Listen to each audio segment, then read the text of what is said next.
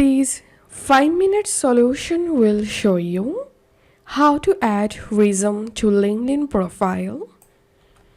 You can easily upload or add a resume to your LinkedIn profile. Just follow this step-by-step guide. Open your LinkedIn and make sure to log into your account. Then click on Me and click on Settings and Privacy. And here select the Data Privacy option. And under Data and Privacy section, you will find Job Seeking Preferences section. Here you have to click on Job Application Settings.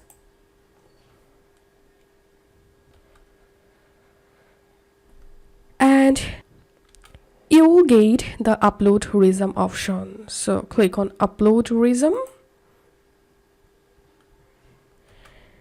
And select your CV or resume. Once it's uploaded, and you can share your resume data with all recruiters by enabling this option. And to delete the CV or resume, click on this 3 dot, click on Delete. So that's how we can do it. If you find this video helpful, don't forget to subscribe 5-minute solution. See you in the next video.